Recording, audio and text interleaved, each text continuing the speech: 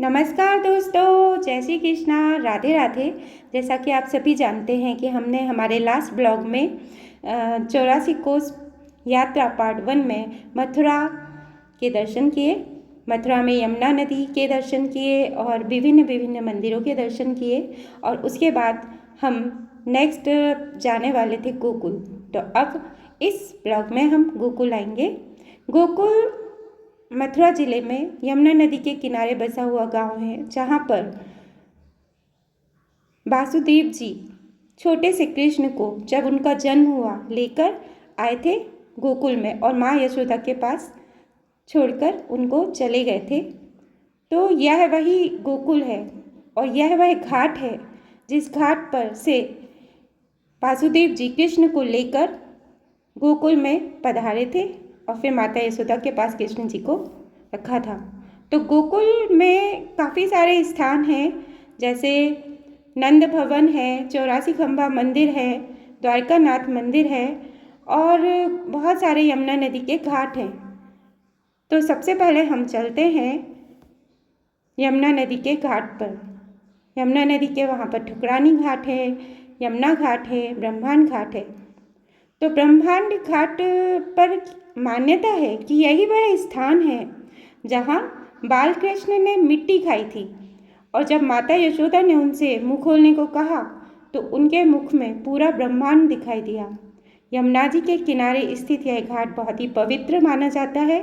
यहाँ श्रद्धालु यमुना जी को दूध अर्पित करके पूजा करते हैं।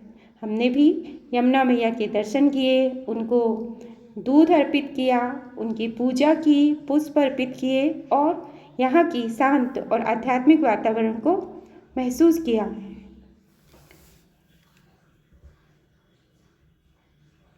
यमुना घाट पर बहुत ही आध्यात्मिक अनुभव हमें हो रहा था, क्योंकि यही वह घाट था जहाँ से वासुदेव जी कृष्ण को लेकर आए थे। गोकुल में यमुना नदी में दूध चढ़ाकर यमुना जी की पूजा की जाती है। मान्यता है कि यहीं पर बालकृष्ण ने मिट्टी खाई थी और जब माता यशोदा ने मुंह खोलने को कहा तो उनके मुख में पूरा ब्रह्मांड दिखाई दिया, इसलिए इस स्थान का नाम ब्रह्मांड घाट पड़ गया और इसलिए श्रद्धालु यमुना जी में दूध अर्पित करते हैं, भगवान कृष्ण को स्मरण करके यमुना पूजन करते हैं और दूध, फूल और दीपदान करते हैं। यह जगह गोकुल की सबसे पवित्र जगहों में से एक मानी जाती है और 84 कोस ब्रज यात्रा में भी इसका बहुत महत्व है। तो ये सब घाट करने के बाद फिर हम पहुँचे नंद भवन। नंद भवन वही स्थान है जहाँ नंद बाबा, माता यशोदा और बालकृष्ण निवास करते थे। यहाँ आकर ऐसा लगता है जैसे हम सच में कृष्ण जी के बाल्यकाल के समय में पहुँच गए, क्योंकि यही वह जगह है जहाँ छोटे से लड्डू गोपाल इधर उधर अपनी लीलाएं करते घूमते थे और यहीं पर उन्होंने अपना बचपन बिताया। यहाँ पर बहुत ही आध्यात्मिक अनुभव हो रहा था, ऐसा लग रहा था जैसे कि हम कान्हा जी के एकदम करीब पहुँच गए। नंद भवन के बाद हम पहुँचे 84 खंबा मंदिर। इस मंदिर की एक खास बात है कि उसमें 84 खंभे हैं और उन 84 खंभों की वजह से उस जगह का नाम है 84 खंबा। कहा जाता है कि यह स्थान नंद बाबा के महल से जुड़ा हुआ है और ब्रज की प्राचीन वास्तुकला का एक बहुत ही सुंदर उदाहरण है। यह भी कहा जाता है कि यहाँ पर नंद बाबा अपनी जो सभाएं किया करते थे। इसके बाद हम गए रावल धाम। रावल धाम वह जगह है जहाँ पर राधा जी का जन्म हुआ था।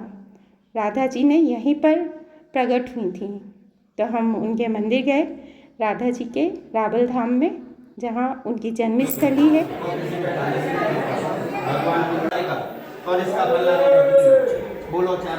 और उसके बाद हम गए 84 खंबा मंदिर। 84 खंबा मंदिर के बारे में मैंने पहले भी आपको बताया है, जहाँ पर 84 खंबे बने हुए हैं। इसके बाद हम गए द्वारका नाथ मंदिर। द्वारका नाथ मंदिर और गोकुलनाथ जी मंदिर। गोकुलनाथ जी मंदिर गए हम और वहाँ पर हमने छोटे से कान्हा के दर्शन किए। इसके अलावा गोकुल की सबसे प्रसिद्ध जो जगह है वो रमन रेती है, लेकिन उसके पहले हम गए चिंताहरण महादेव मंदिर। चिंताहरण महादेव मंदिर में चिंताहरण महादेव हैं जो समस्त चिंताओं को हरते हैं, और नंद बाबा, यशोदा मैया और कृष्ण भगवान यहीं पर भोलेनाथ जी की पूजा किया करते थे।